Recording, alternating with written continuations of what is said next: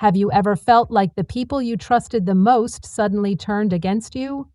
Have you ever been betrayed by your own family, the ones who promised to love and protect you?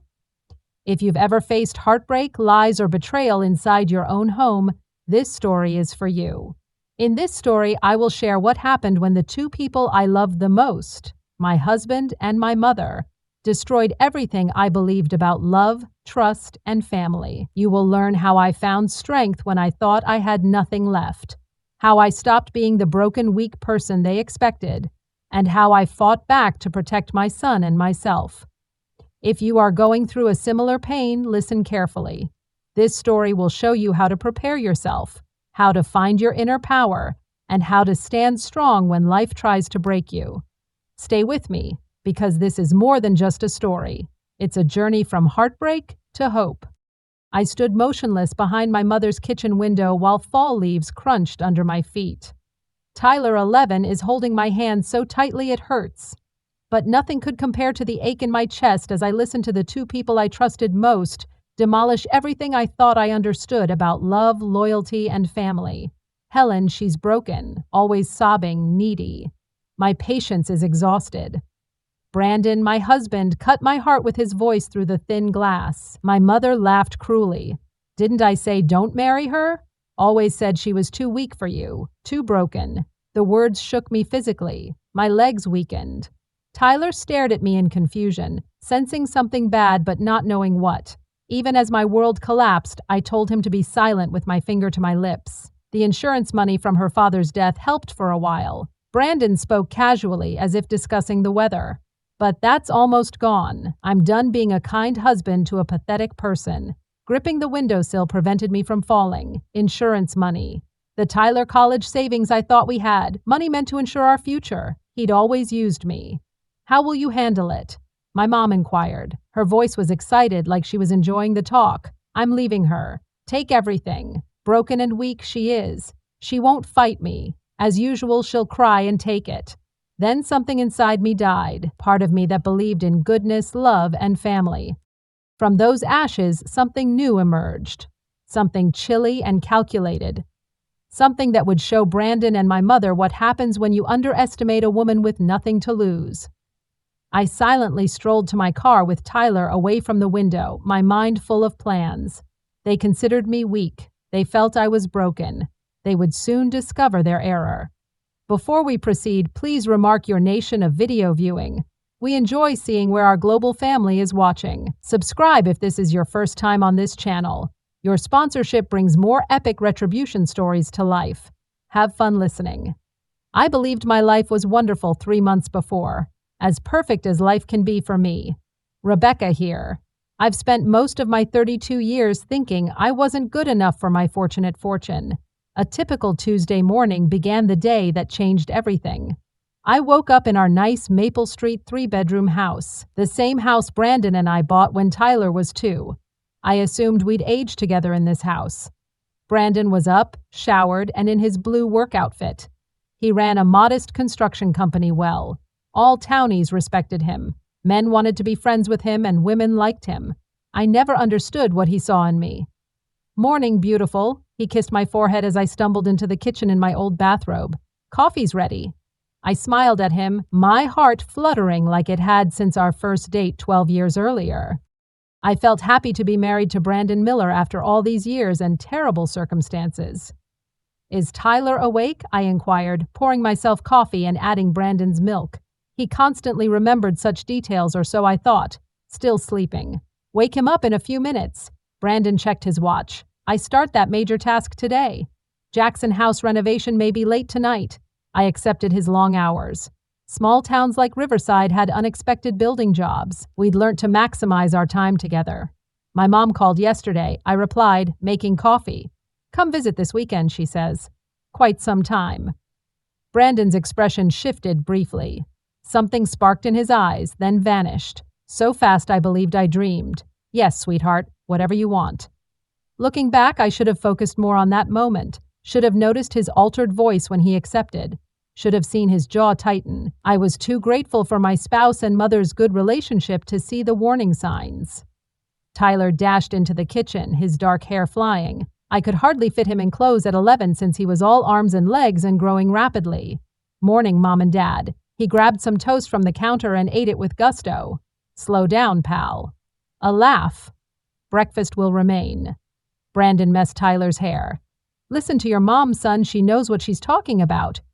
His warm, caring tone made my chest tighten. This was my family. These two people were my life. I was nothing without them. At least I thought so. Brandon left for work with his normal kiss and love you at the door. Tyler boarded the school bus promptly. I started my typical routine of cleaning, doing laundry, and getting ready for my part-time library work. Working at the library was fun. I helped others locate books that could alter their lives, like books impacted mine in a calm, serene setting. Having a mother who condemned everything I did, reading was my escape. I learned various ways to live and be via books. My supervisor, Mrs. Maverick, was shelving returns when I arrived. Good morning, Rebecca. You look good today. Mrs. Few folks made me feel cherished like Maverick. The 60-year-old woman's beautiful eyes and polite speech reminded me of my missing grandmother. Thanks, Mrs. Maverick. How was your weekend? Lovely, dear. My grandson visited. His age is comparable to Tyler's. They should meet up. Though I smiled and nodded, I felt that usual anxiety. I risked showing other families how devastated I was while we planned. What if I embarrassed Tyler? Suppose other parents thought I wasn't good enough? The morning was peaceful. I organized new fiction, helped a young mother find picture books for her kid, and helped an elderly man investigate his family genealogy. Simple tasks made me feel valuable. Mrs. Maverick and Janet were discussing by the front desk as I was reorganizing the children's section. Brandon Miller was at the diner yesterday at noon. Janet claimed he was with Helen Lakin. I thought it looked comfy. My book-holding hands froze. My mother was Helen Lincoln. Really? Mrs. Watt. Maverick sounded shocked. I didn't realize they were close. Janet responded, "Oh, they seem to know each other very well," implicitly. My heart accelerated. The reason was likely innocent. Brandon may have met my mother and had lunch. Maybe they planned a surprise for me. But something chilly sank in my stomach. I tried to focus on work all day, but Janet's remarks kept coming to mind. I thought it looked comfy. Something prevented me from asking Tyler whether he wanted to travel by the construction site to visit his dad after I picked him up from school. An unnamed feeling. Brandon returned home about 10 that night. His work clothes were dusty and he looked fatigued. Sorry, sweetheart. Long day. He rapidly kissed my cheek and left for the shower. I inquired, "How was the Jackson job?" "Good. Really good. Should keep us busy for weeks." I saw his pickup clean out the window. Nothing showed he'd been working on construction all day. While Brandon slept beside me, I glanced at the ceiling and tried to ignore my thoughts. Brandon loved me. He selected me. We enjoyed life together. Once planted, uncertainty is hard to eradicate. The following weeks were hazy. Initially, everything seemed fine. Brandon worked, Tyler attended, I visited the library, we met for supper most nights. Weekends were family TV time. But something changed underneath. I noticed new stuff. The way Brandon occasionally looked inattentive during chats. How he started carrying his phone everywhere, even to the bathroom. He changed his passcode and angled the screen away from me. Small things which may have innocent explanations added up. I noticed stuff about my mother. She always appeared to know Brandon's work facts I hadn't told her. How she'd ask about him before Tyler or me anytime I phoned. "Brandon, how's that large building project going?" she'd ask. But I hadn't told her about any major building. Brandon shrugged when I suggested it. It was probably heard town-wide. You know Riverside speech. It was true. Riverside, a little town where everyone knew everyone else's business, felt weird. That day changed everything. It was an early November Thursday. I left the library in the afternoon to spend time with Tyler, who had a half day at school due to teacher conferences. "Can we visit Grandma Helen?" Tyler asked while we ate a grilled cheese sandwich at the kitchen table. Mom always demanded Tyler call her Grandma Helen, not simply Grandma. She said it sounded classier. Although that seemed frigid, I never argued about it. "Dear, I don't know. Call first to confirm she's home." My mother's house phone went to voicemail when I called. Her cell phone did too. Tyler thought she could be shopping. We could drive by to check her automobile. My mother resided 20 minutes away in my childhood home. a neat little house with a garden she was proud of, and 30-year-old neighbors. All right, I concur. We'll return another day if she's not home. Driving to my mother's place was quiet. I half listened to Tyler talk about school and friends while enjoying fall. The leaves were at their best, turning the world gold and red. My blood chilled when we turned onto my mother's street. Brandon's truck was in my mother's driveway. Shaking hands on the steering wheel, I pulled over across the street. Tyler looked up from his mobile game, perplexed. We stopped. Why? Dad's truck, right? I did say it. Possible explanations flashed through my head. Brandon may have helped my mother with housework.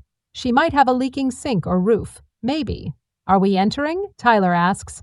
I want to figure out what's going on first, I said. Something inside me screamed danger. Every instinct told me not to go to the door, knock, or proclaim our presence.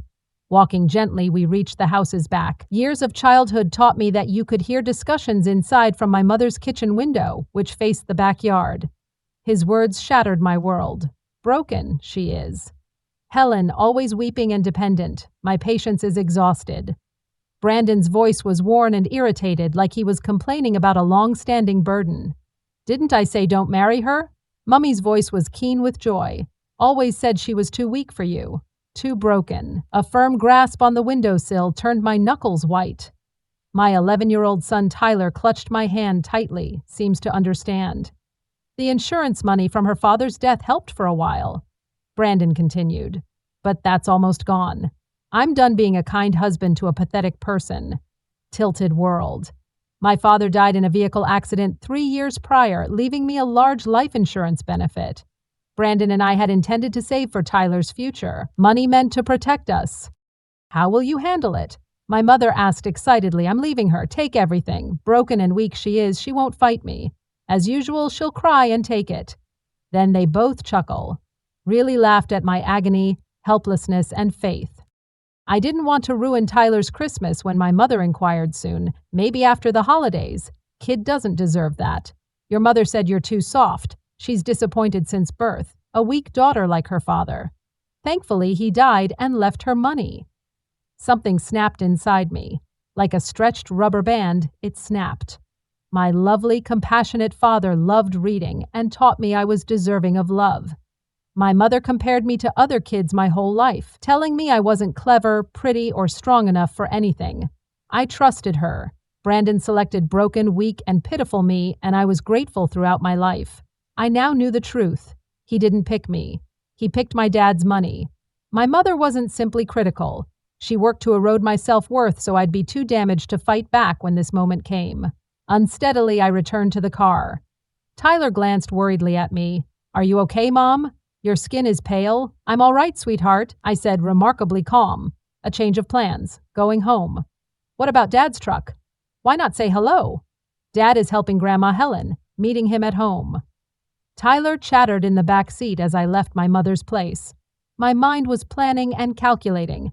They considered me weak. They expected me to cry and accept their treatment. They would soon discover their error. Not in years, I accomplished something that night. I examined myself in the bathroom mirror. The 32-year-old woman staring at me appeared exhausted and older. She wore her brown hair in a basic ponytail for a decade. Brandon always said he loved me in natural, modest clothes because anything else felt like asking for attention. I looked just like me, a lady who had spent her adult life trying to be little, quiet, and grateful for any love people gave her. However, something new burned behind my brown eyes, something that slept too much. Brandon always got home about 11. He kissed my cheek, asked about my day, and informed me about his busy tomorrow. Perfect husbandless. I went to our home office after Brandon fell asleep that night. A filing cabinet held all our financial records. Due to my emotional state, Brandon handled all financial records. The situation was worse than expected. Tyler's college fund, $1,500 from my father's death insurance, was almost gone. $50,000 was transferred to an unfamiliar account. Another $30,000 cash withdrawals occurred in the preceding 6 months. Rest was spent on pointless things. Home upgrades that never happened cost $20,000. Business equipment for Brandon's construction company, $15,000. Thousands more for unknown costs. I sat in that office until daybreak, poring over every paper, statement, and receipt to figure out how much I'd been misled. I knew 3 things by sunrise. First, Brandon had been stealing from me for months, perhaps preparing his escape. My mother was involved from the start. Phone records showed dozens of calls between them, often when Brandon said he was working. Third, they completely underestimated me. Next morning, I did something I hadn't done in years. Why did I call in sick to work? I had essential things to do. When Brandon and Tyler left for work and school, I drove to our bank, where the tellers knew me by name after 12 years of being a customer. "Good morning, Mrs. Miller," remarked head teller Janet. "How can I help you today? I need to speak with someone about my accounts," I add. All of them. What I learned in that meeting changed everything. Brandon and my mother's joint account held $50,000 of my money. They opened it 3 months prior. Mr. Thompson, the bank manager, confirmed your signature on the fund transfer authorization. You may not remember signing this, but I do. My lie was smooth, just checking the balance. Tom Thompson appeared relieved. Banks detest family disputes, especially over huge sums. I wouldn't make this the bank's issue. I'd handle it myself. My next stop was the library, but not to work. I needed the computers for research that couldn't be traced to my personal computer. I spent hours researching our state's divorce law, asset allocation, child custody, and what happens when one spouse proves the other is hiding money. Even more crucially, I learned about a different law. It handles fraud, embezzlement, and theft. If deception was shown, removing money from accounts without permission, even between couples, was theft. I could prove it. A plan was emerging by the time I got Tyler up from school. Not just for my money, but to make Brandon and my mother pay for their wrongdoing. However, I had to be cautious. They believed I was emotional and weak. That would be my biggest edge. "How was school today?" I questioned Tyler on the way home. "Good. History class is studying the Revolutionary War. Did you know that some colonies appeared to be loyal to the British while intending to fight them? The mouths of babies." "Quite intriguing, darling. Sometimes the best way to win a war is to let your adversaries think they won." I made Brandon's favorite dinner that night, pot roast with carrots and potatoes. I donned the red outfit he liked on our anniversary. His jokes made me chuckle, and I inquired about his day with real interest. "You seem happy tonight," he squeezed my hand. "I am happy," I said. It wasn't altogether false. I was thinking maybe we should have my mother over for dinner this weekend. It's been a while since we all spent time together. Brandon's eyes twitched. "That sounds good, honey. Helen would enjoy that." As usual, he said Helen, not Mom. Helen, like they were close and knew each other, which they were. "Call her tomorrow," I urged. As Brandon slept alongside me, I planned while staring at the ceiling. Phase 1, information gathering, was nearly complete. Phase 2 was preparation, ensuring I had everything to destroy them both. Phase 3 is extremely crucial. That would be making sure they both knew what they lost by underestimating Rebecca Miller. The darkness brought my first smile in weeks. The next morning call to my mother was an acting gem. I said, "Mom," sounding little and hesitant. "Would you like to come over for dinner Saturday night?" I could almost hear her joy as she responded, "Oh, honey, that sounds beautiful." Poor Rebecca, seeking family she didn't deserve. "Is everything okay? You sound depressed." "I'm fine," I answered, with just the appropriate amount of phony joy. Possibly fatigued. Brandon has been working so much that I seldom see him. Dear, men work hard to support their families. Instead of complaining, be appreciative. Her nonchalant harshness was so familiar I nearly missed it. This time, it stoked my chest fire instead of making me feel little. "Yes, you're right. Missing him, you know. A good wife keeps herself busy instead of pestering her spouse. You're right. See you around 6 Saturday. Perfect. Should I bring anything? Just you, Mom? We need nothing else." Sitting in my kitchen after hanging up, I wondered at how easy it was to play the role they expected. Weak, thankful daughter. Desperate, sad wife. I'd forgotten it was a performance after so long in that position. But now that I was conscious, I saw how they'd exploited me. Every criticism disguised as advice. Each backhanded compliment meant to make me grateful for undeserved attention. They always made me feel lucky to be tolerated. The rage I felt was cold and intentional. My next trip was an office supply store for a little digital recorder, the kind college students recorded lectures. I bought a little wireless camera for home security at an electronics store. I would document every word Brandon and my mother spoke if they wanted to talk privately. Something I hadn't done in years happened that afternoon. Shopping for myself. Not practical clothes to blend in. Not modest, conservative clothes to hide. My black clothing fit my form, not disguised it. I bought eye-catching cosmetics. I even bought heels to boost my confidence and height. She appeared like a stranger in the dressing room mirror, someone who may deserve nice things. I put my items in the back of my closet and became Rebecca again when I arrived home. Saturday arrived fast. As I had done hundreds of times, I cleaned and cooked dinner. I also put up my gear this time. The wireless camera was hidden on the mantel in the living room. I put the turned-on digital recorder in my pocket. Brandon got home from work at 5:30, allowing us time to get dressed before my mother came. "You look nice," he commented as he watched me check the roast in the kitchen. I was wearing one of my old outfits, simple slacks and a plain sweater. Nothing that would indicate any change in my personality or circumstances. "Thank you," I said, smiling at him like I always did. Like his approval was the most important thing in the world. My mother arrived at 6 with a bottle of wine and an outfit that cost more than exhausted. "Are you getting enough sleep?" The first shot was surgically precise, designed to make me feel self-conscious and inadequate. "I'm fine, Mom. Just busy with Tyler and work and everything." "Well, you know what they say, a woman's work is never done." She laughed and handed Brandon the wine. She looked at my husband with a possessive gaze that suggested ownership.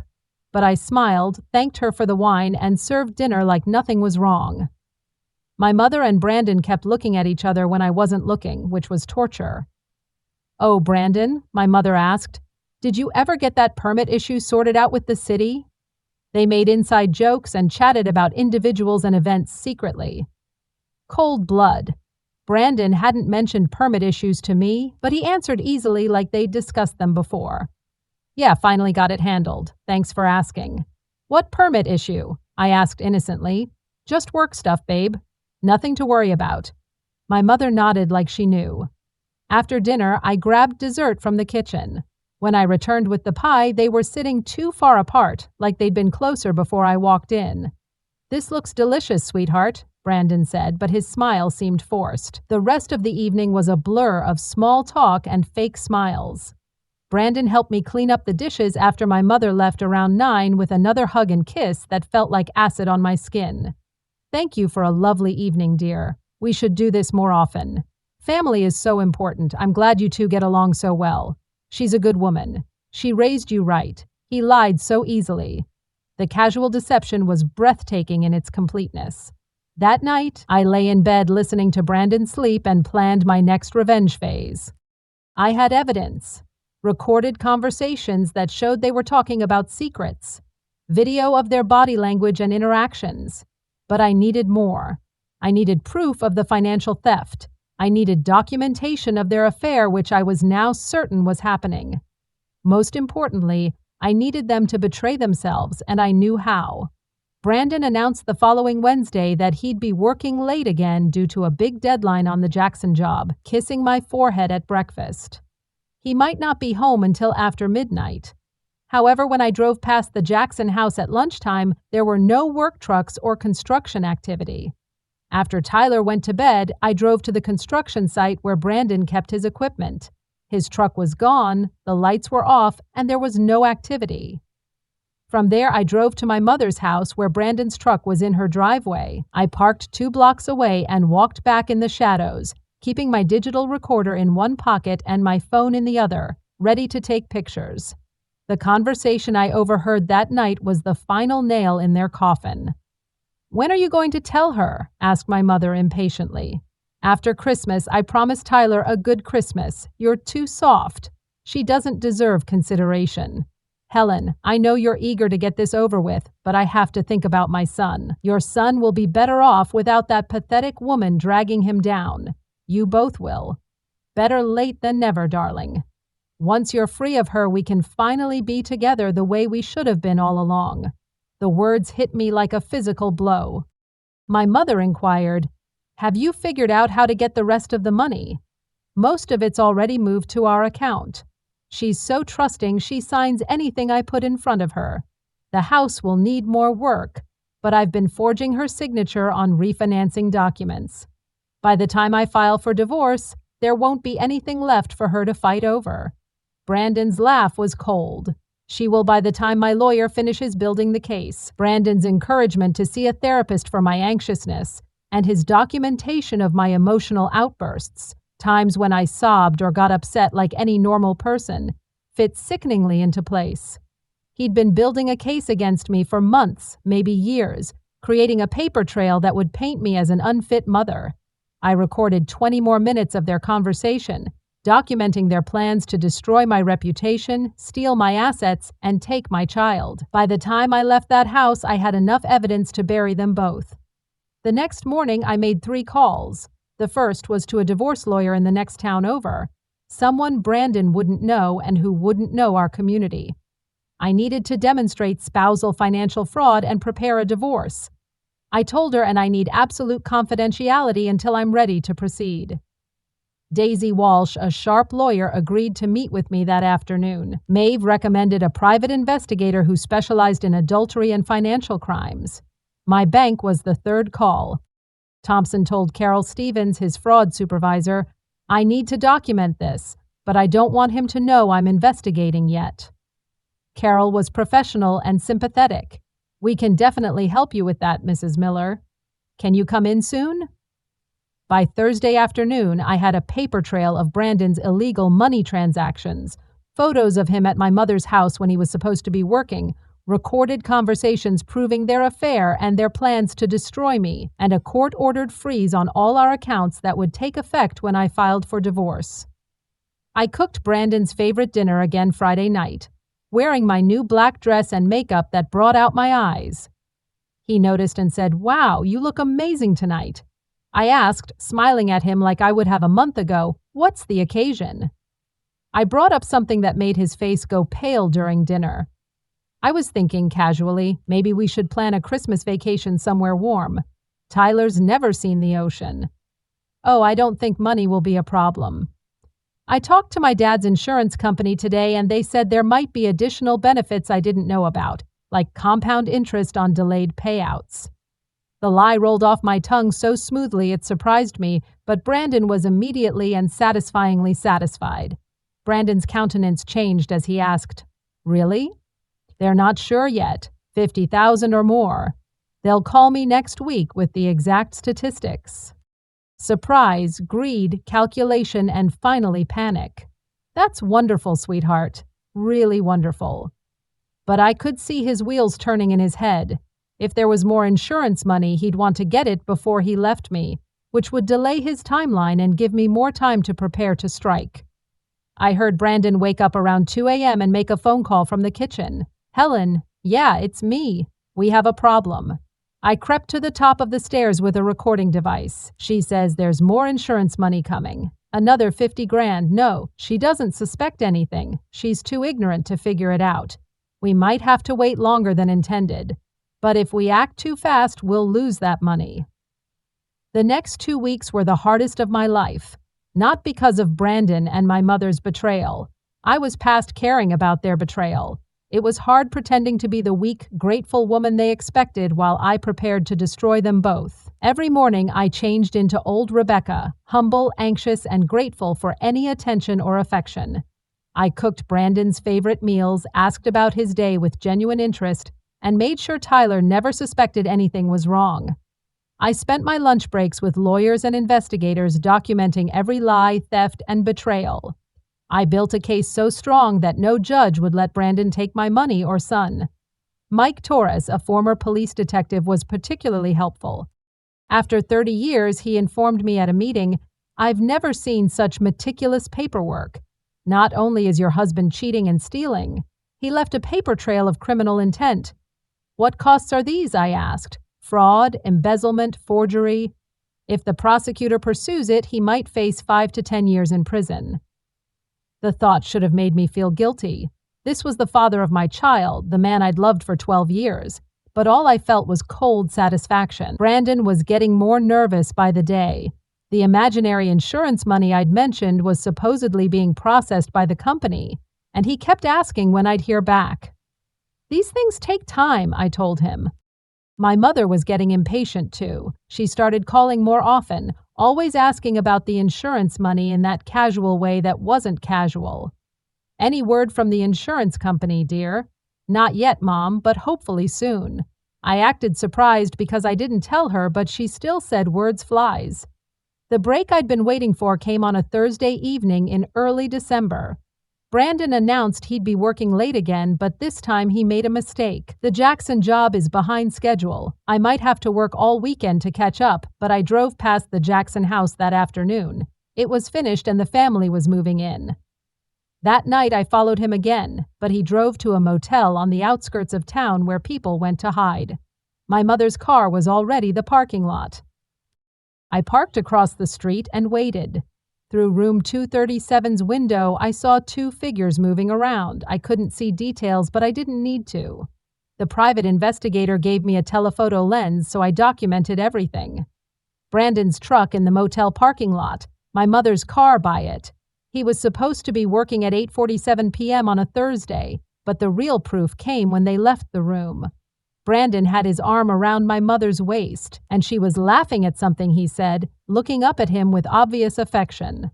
I took pictures of everything, drove home, and uploaded them to the encrypted folder the private investigator had set up for me. When Brandon came home at midnight, I was waiting with a cup of tea and a worried face. "Long day," I asked sympathetically. "Exhausting, but we're making progress." "That's good. I worry about you working so hard." He kissed the top of my head, and I had to fight not to recoil. The next morning, I made the call I'd been preparing for weeks. "Daisy, it's Rebecca Miller. I'm ready to file. I'm sure. I want to file today and freeze my account immediately. Can you be in my office at 2 p.m.? I'll be there." Before I departed for the lawyer's office, I did one last thing. The man sounded confused. "That job was finished 2 weeks ago. Has been since mid-November." "Oh, I'm sorry, I must have misunderstood."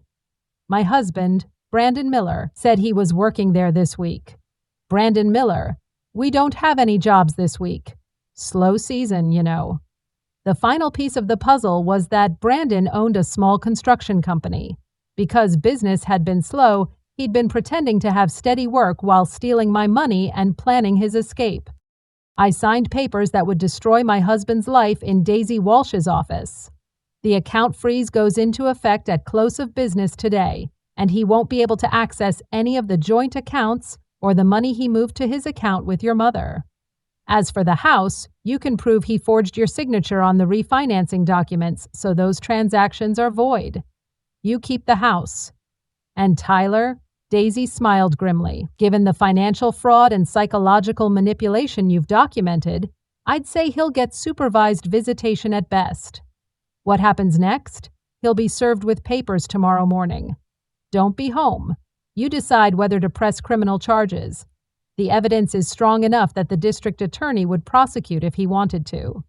I considered Brandon's plan to paint me as mentally unstable to steal my child, about my mother's casual cruelty and joy in my pain, about the years of manipulation and lies. I said, "Press charges, all of them."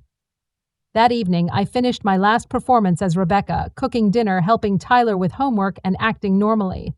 Brandon was distracted, probably worried about the insurance money that would never come. "I loved our life," I said, curling up against his side. "Me too, babe. Me too." Even now, with papers prepared to destroy him, he could look me in the eye and lie. But tomorrow, he'd learn what happened to people who underestimated Rebecca Miller. I woke up before dawn on Friday with a sense of anticipation I hadn't felt since childhood. Today was the day everything changed. I made Tyler breakfast and got him ready for school as usual. Brandon had left for his fake job, so he probably went to my mother's house to take Life Me. I drove Tyler to school at 8:30 and gave him a long hug. "I love you, sweetheart. I love you, Mom. Are you okay? You seem different lately, smart boy. Too smart for his own good sometimes." "I'm fine, baby. Better than fine. Everything's gonna be okay." My heart raced, but I kept my cool. Daisy texted me that the process server would deliver the papers between 9 and 10 a.m. At 9:47, my phone rang. Mrs. Miller, this is Officer Johnson with the Riverside Police Department. Your husband asked us to call you. We sought your response to his serious claims, which include you've been acting erratically, lying about insurance money, and manipulating him. Brandon is worried about your mental health. I almost laughed. Even as his world collapsed, Brandon was playing the worried husband card. Officer Johnson, I'm filing divorce papers because I discovered my husband was stealing from our joint accounts and having an affair with my mother. Your mother? Yes. I have extensive documentation of the financial fraud and affair and would be happy to share it with you. The police station was a 10-minute drive from the coffee shop, and when I entered, I could hear Brandon's voice echoing from the back. She's been acting crazy for weeks. This is all in her head. Mrs. Miller, I'm Bob Johnson. Thank you for coming in. Officer Johnson, a middle-aged man with kind eyes and a professional demeanor, led me to a small interview room where I spent the next hour laying out my entire case, including Brandon's financial records, photos of him at the motel with my mother, and recordings of their conversations planning my destruction. Officer Johnson's expression grew more serious with each piece of evidence I presented. Mrs. Miller, this is extensive. You've been documenting this for weeks. I wanted to make sure I had everything I needed to protect my son and myself. What you've shown me represents criminal fraud, possibly embezzlement. Are you prepared to file charges? Yes. Officer Johnson nodded. We'll need to interview both of them separately. Your husband is still here, but we'll need to bring your mother in. She's probably at her house or the motel where they've been meeting. We'll find her. In the meantime, is there somewhere safe you can stay?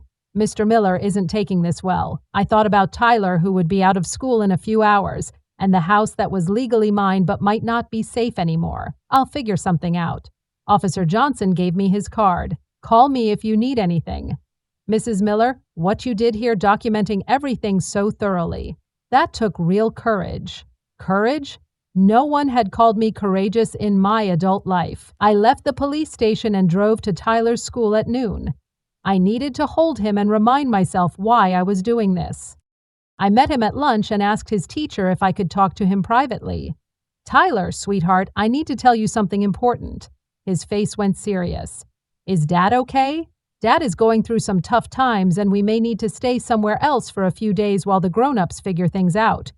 Are you and Dad getting divorced? So intent on my revenge, I almost forgot this would hurt Tyler too. Yes, baby, we are. Tyler was quiet for a long time, picking at his sandwich. Is it because of Grandma Helen? I nearly fell off the cafeteria bench. What do you mean? I heard them chatting on the phone sometimes. My 11-year-old son saw what I'd been blind to for months. Tyler, I need you to know that none of this is your fault. Sometimes adults make bad choices, but that doesn't mean they don't love their children. Do you still love Dad? It was the hardest question anyone had ever asked me. A month ago, I would have said yes. No, I love the man I thought your father was, I said carefully. But he wasn't. Are we going to be okay? I grabbed my son and held him tight. We'll be better than okay, baby. I swear. That afternoon, I checked us into a clean, safe hotel across town so Tyler and I could figure out our next moves. Brandon had been calling and texting all day, ranging from angry to pleading to threatening. Some from my mother, mostly, how could you hurt your family? The important call came at 6 p.m. as Tyler and I were eating pizza and watching cartoons. Officers Miller, we've arrested your husband and mother for fraud, embezzlement, and conspiracy to commit financial crimes. We'll likely release them on bail tomorrow, but they won't be able to contact you or Tyler. The district attorney believes we can recover most of the money they took. After hanging up, I sat on the hotel bed and tried to process what had happened. This morning, I was married to a man I thought I loved, living in a safe house, part of a real family. Tonight, I was divorced. Tyler looked up from his TV. Mom, are you crying? My husband and mother were in jail, and my life was a lie. I touched my face and realized I was sobbing, but they weren't sad tears. I'm okay, baby. Sometimes grown-ups cry from happiness. Tyler thought about this. Are we free now? I looked at my brave, smart, wonderful son, who deserved so much better than the broken family I'd been trying to hold together. Yes, Tyler, we're free.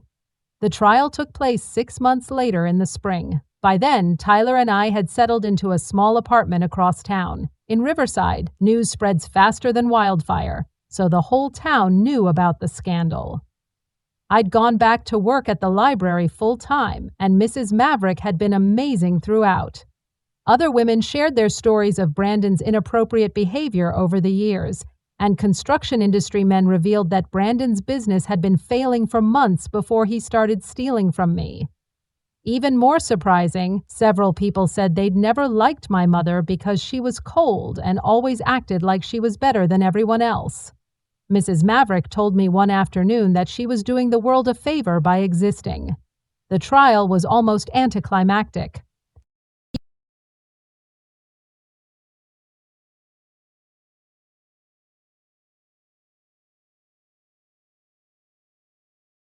The courtroom when they were sentenced, and Brandon looked at me with anger and regret. The financial recovery took longer, but Daisy Walsh was worth every penny I paid her. We recovered virtually all of the stolen money and damages. Tyler and I were wealthy after the house sold quickly, and Brandon didn't steal the insurance money. But the real victory was what I became in fighting for it. The day after the sentencing, I went to a hair salon and got a full makeover. I told the stylist, a young woman named Crystal with purple streaks in her hair and kind eyes. When she was done, the woman in the mirror was confident, strong, and beautiful because she finally knew her worth. Tyler and I went to the downtown diner to celebrate, but it felt like the most important meal of my life. "You look different, Mom?" Tyler asked over his cheeseburger. "Happier, like you're not afraid anymore." I realized I wasn't afraid. "I'm sad that your dad made the choices he made, but I'm glad we got away from him before they hurt us more." "Are you going to get married again someday?" I laughed. "I don't know, sweetheart. Maybe." My 11-year-old son said, "You're amazing, Mom. You're the strongest person I know." They meant more to me than any accolade. 7 months after the trial, I received a letter. "Rebecca, I've had a lot of time to think about what happened, and I realize now that I was wrong. Not just about the money, but about everything. I was wrong about you. You were trusting, so I took advantage of that trust. Brandon was never good enough for you, and I should have understood that from the start instead of encouraging him to hurt you. But ultimately, I was mistaken about myself. I thought I deserved better than my life. I thought taking what you had would make me happy, but it just made me a stranger. I don't expect you to forgive me, and I don't deserve forgiveness, but I wanted you to know that you were right to fight back and protect Tyler.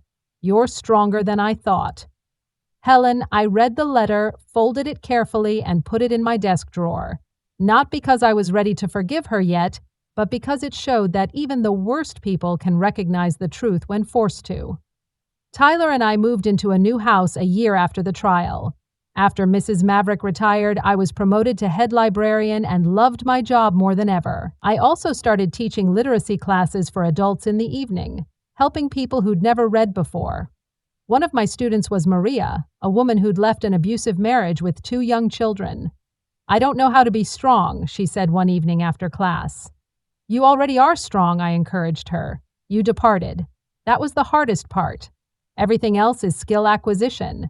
Did you always defend yourself?" A laugh. "Maria, a year ago, I would have apologized for loud breathing. Strength isn't innate. You develop it with each choice. What was your first choice?" Remembering that day at my mother's window, listening as Brandon and my mother planned my demise. When something inside me whispered, "Enough," I decided I was worth fighting for. That sparked everything else.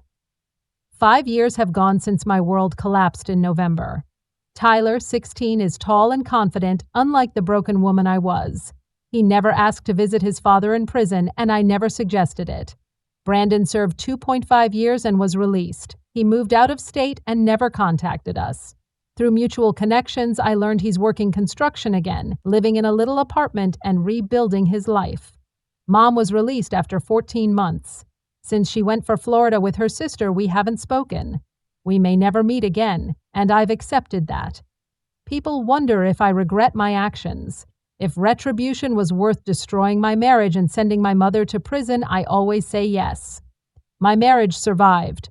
Brandon did that when he chose to steal and betray me with my mother.